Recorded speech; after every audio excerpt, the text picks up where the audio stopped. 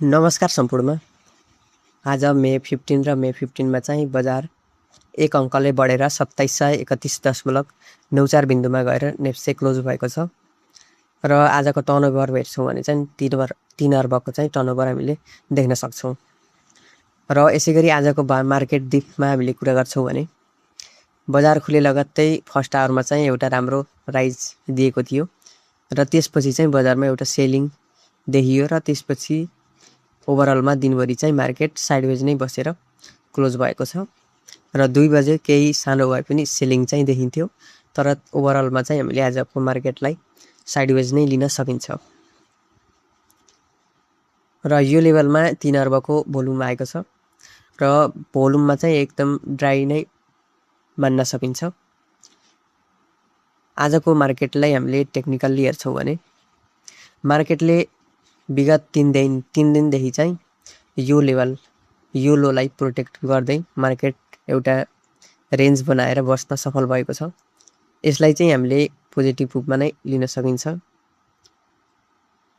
र यो लेभलमा अझै यस्तै मार्केट बस्छ भने चाहिँ यो लेभल ब्रेक गरेर तल नआउँदासम्म चाहिँ हाम्रो लागि केही पोजिटिभ चाहिँ मार्केट देखिरहेको छ र हामीले यो लेभलमा हजुरहरूले पोजिसन लिनुभएको थियो भने पनि लगभग त्यो लेभल हजुरहरूको करेन्ट रेट चाहिँ त्यो लेभलकै लगभग आइसकेको चाहिँ छ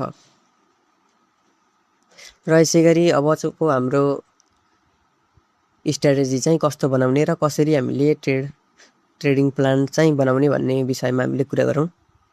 र बजारले एउटा राम्रो डिरेक्सन चाहिँ दिइसकेको अवस्था छैन र यो लेभलमा हामीले एकदम माथि नै जान्छ भनेर भन्न पनि गाह्रो परिरहेको हुन्छ र एकदम तल नै आउँछ भनेर पनि भन्नलाई गाह्रो परिरहेको अवस्था चाहिँ छ र यो लेभलमा मार्केट बस्दै गर्छ भने चाहिँ हामी यो लेभलमा हामीले 2वटा सिनारियो चाहिँ देखिरहेका छौँ मार्केटमा र त्यसै अनुसार नै हाम्रो प्लान अगाडि बढाइरहेका छौँ र इफ मार्केटले यो लेभल प्रोटेक्ट गरेर बस्छ भने चाहिँ हामीले यो लेभलसम्मको टार्गेट चाहिँ लिन सकिन्छ। यदि यो लेभल प्रोटेक्ट गर्छ भने त्यो सिनारियोमा चाहिँ हामीले यो टार्गेट राखेर हामीले मिड टर्मको लागि अथवा सर्ट टर्मको लागि स्क्रिप्टहरू चुज गरेर चाहिँ ट्रेड लिन सक्छौँ र यसको अल्टरनेटिभ अर्को हाम्रो सिनारियो भनेको चाहिँ मार्केटले यो लेभल ब्रेक गर्छ भने चाहिँ मार्केट केही तल चाहिँ हामीले आउन सक्ने एक्सपेक्ट गरिरहेका छौँ र मार्केटमा देखिएको सिनारियो भनेको हामीले देखिरहेको र हाम्रो प्लान चाहिँ यो 2वटा सिनारियोलाई ख्यालमा राखेर नै हाम्रो ट्रेडिङ डिसिसन लिने कुरा अगाडि बढाइरहेका छौँ र यसरी मार्केट दुईतिरैको जान सक्ने पोटेन्सियल चाहिँ मार्केटमा देखिरहेको छ र यो हुँदै गर्दा चाहिँ हजुरहरूले कसरी प्लान गर्ने भन्ने विषयमा पनि हामीले केही कुरा गरौँ र त्यो प्लान चाहिँ कसरी गर्नुस् भनेर मैले सजेस्ट गर्न चाहन्छु भने हजुरहरूले यो लेभलमा सर्ट टर्मको लागि एकदम थोरै क्यापिटल चाहिँ युज गर्दा एकदम बेटर हुन्छ। जस्तै 20% बढीमा 20%सम्म चाहिँ हजुरहरूले सर्ट टर्मको लागि क्यापिटल युज गर्न सक्नुहुनेछ र त्यो क्यापिटल चाहिँ हजुरहरूले एउटा टाइट स्टप लस राखेर चाहिँ ट्रेड गर्नु होला र स्टप लस हिट हुन्छ भने चाहिँ त्यसमा स्टप लस गर्नु नै उपयुक्त हुन्छ र बाँकी क्यापिटल चाहिँ एकदम एग्रेसिभली बाई गर्नुभन्दा पनि थोरै पार्सियल्ली इन्ट्री गर्दा उपयुक्त हुन्छ र त्यो चाहिँ पोजिसनल ट्रेडको लागि हजुरहरूले पार्सियल्ली इन्ट्री गर्दा बेटर हुन्छ र यो लेभलमा पनि केही पर्सेन्ट हजुरहरूको क्यापिटलको त्यो 80% क्यापिटल चाहिँ त्यसमध्ये हजुरहरूले थोरै गर्दै यो लेभलमा पनि एड गर्न सक्नुहुनेछ र हामीले अघि प्रेजेन्ट गरेको सिनेरियो अनुसार मार्केट माथि जान्छ भने पनि यो लेभल ब्रेक गरेर माथि आउँछ भने पनि फेरि त्यो हामीले बाई फेरि थप्न सकियो र यदि मार्केट हामीले सिनेरियो 2 प्रेजेन्ट गरेका थियौँ त्यसै अनुसार मार्केट यो लेभलसम्म आउँछ भने पनि त्यो लेभलमा फेरि बाँकी रहेको क्यापिटल यो लेभलमा इन्जेक्ट गर्न सकिन्छ भन्ने तरिकाले चाहिँ हजुरहरूले म्यानेज गर्नु होला र यो लेभलमा चाहिँ हजुरहरूले केही पार्सियल्ली इन्ट्री चाहिँ लिन सक्ने लेभलमा मार्केट बेस फर्मेसन चाहिँ गरिसकेको छ र यो लेभलमा गरेको हजुरहरूले लिएको ट्रेड चाहिँ यो लेभल ब्रेक गर्छ भने चाहिँ स्टप लस गर्नुभन्दा पनि अहिले नै यो लेभलबाट केही मार्केट तल आयो भने पनि मैले यो लेभलमा फेरि क्यापिटल इन्जेक्ट गर्न सक्ने गरी क्यापिटल बचाएर राख्नेछु भन्ने प्लान चाहिँ बनाएर चाहिँ यो लेभलमा पनि केही मार्केट आयो भनेदेखि फेरि पनि क्यापिटल इन्जेक्ट गर्न सक्ने गरी प्लान अगाडि बढाउनु भयो भने चाहिँ तपाईँहरूलाई फाइदा हुन सक्ने मैले देखिरहेको छु। त्यसैले हजुरहरूले प्लान बनाउँदा चाहिँ अहिले एकदम एग्रेसिभली बाई भन्दा पनि पार्सियल्ली इन्ट्री गर्दै यो लेभलमा केही इन्ट्री गर्ने,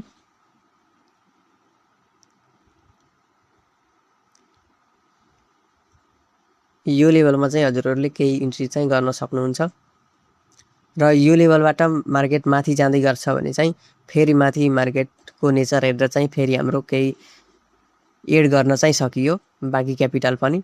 र यो लेभल ब्रेकडाउन गर्छ र यदि तल आउँछ भने चाहिँ हामीले यो लेभल 2630-2600 को लेभलमा पनि मार्केट आउन सक्छ भन्ने चाहिँ अहिले नै ख्याल राखेर चाहिँ क्यापिटल बचाएर चाहिँ अलिकति राख्दाखेरि चाहिँ यो लेभल आयो भने पनि हामीले यो लेभलमा किन्न सक्यौँ भने चाहिँ WSEC हजुरको म्यानेज हुन्छ र त्यसपछिको राइजमा चाहिँ हजुरहरूलाई प्रोफिटेबल बन्न सहज हुनेछ भन्ने चाहिँ हामीले आशा राखिरहेका छौँ। र हाम्रो प्लान चाहिँ यही नै रहेको छ। सो हाम्रो प्लान चाहिँ हजुरहरू सामु मैले प्रेजेन्ट गरेँ र यसै अनुसार नै हजुरको प्लान बनाउनु पर्छ भन्ने चाहिँ छैन। हजुरहरूले आफ्नो डिसिजन आफ्नो नलेज अनुसार चाहिँ लिनुहोला। र हामीले 15 मिनट्सको चार्ट हेर्छौँ भने पनि यो लेभलमा मार्केट एउटा साइडवेज बसिरहेको देख्न सकिन्छ। र यदि यो लेभल ब्रेक गरेर माथि जान्छ भने चाहिँ हाम्रो केही माथिको टार्गेट चाहिँ एचिभ हुन सक्छ। यदि त्यसो हुन सक्दैन भने चाहिँ मार्केट यो लेभलमा बसेर केही तल चाहिँ मार्केट आउन सक्ने हामीले देखिरहेका छौँ। र यो लेभल थोरै ब्रेक गर्यो भने चाहिँ त्यसपछि चाहिँ एउटा राम्रो थोरै माथिको हामीले राइज चाहिँ देख्न सकिन्छ। र यो भयो भने पनि हाम्रो लागि यो लेभलमा हामीले क्यापिटल म्यानेज गरेर बसेका छौँ। यो लेभलमा हामी सबै इन्जेक्ट गर्ने छैनौँ। र यदि मार्केट तल आउँछ भने चाहिँ बाँकी क्यास चाहिँ हामीले यो लेभलमा लगाउने प्लान बनाइराखेका छौँ।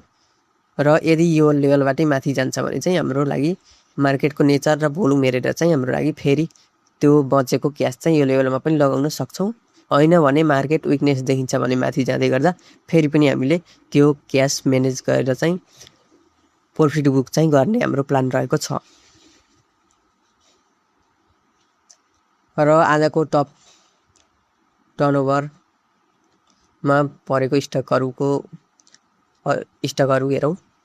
UNHPL चाहिँ हिजो लास्ट मिनटमा तन्काएको थियो र आज चाहिँ नेगेटिभ देखिएको छ।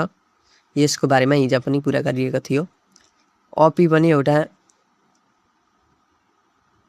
राम्रै देखिन्छ, तर यो लेभल प्रोटेक्ट गर्दासम्म चाहिँ अपीको लागि पोजिटिभ चाहिँ हुन सकिन्छ। र यो लेभलमा आउँछ भने अपी चाहिँ हामीले पार्सियल बाई गर्न सकिन्छ यो स्टक पनि। र RSML हेर्छौँ भने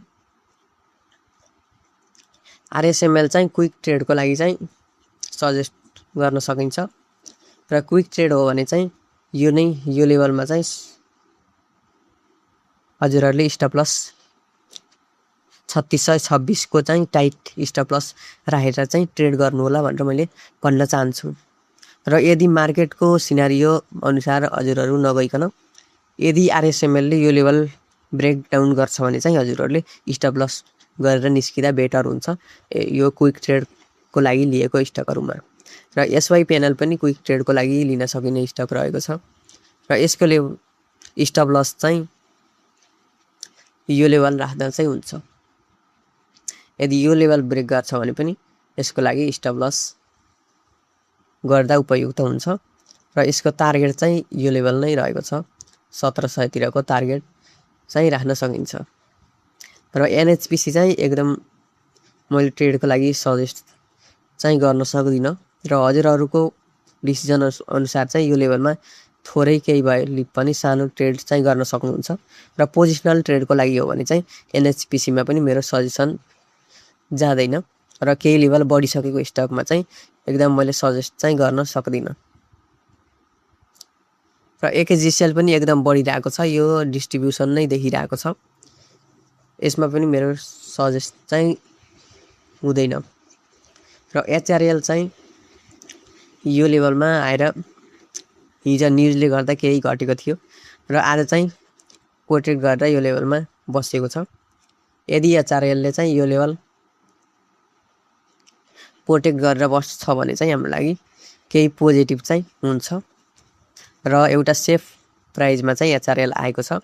न्युजहरूले गर्दा चाहिँ अलिकति यसलाई बाधा पुर्याइरहेको हो, नभए चाहिँ प्राइज चाहिँ सेफ नै छ। र SUHL हेर्छु भने चाहिँ मैले SUHL मा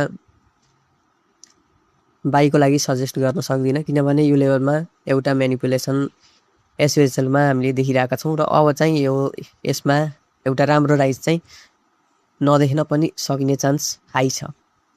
र DD र AKGCL चाहिँ एउटै छ प्याटर्न, त्यसैले यसमा पनि मेरो ट्रेडको लागि सजेस्ट चाहिँ हुँदैन।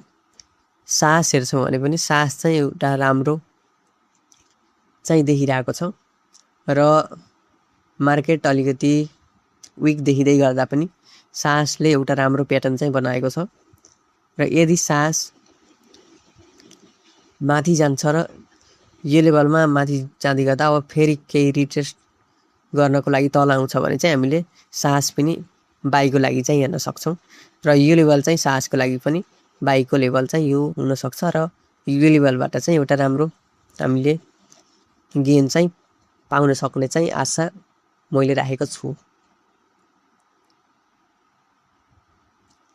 र आजको भिडियो यति नै बनाउन चाहेँ। हजुरहरूले हाम्रो भिडियो कस्तो लागिरहेको छ र यदि हजुरहरूसँग कुनै क्वेसन छ भने चाहिँ कमेन्ट सेक्सनमा राख्न सक्नुहुनेछ। यदि हाम्रो भिडियो राम्रो लागिरहेको छ भने चाहिँ एक लाइक गर्नुहोला भन्दै आजको भिडियो यति नै बनाउन चाहन्छु। हस्, धन्यवाद।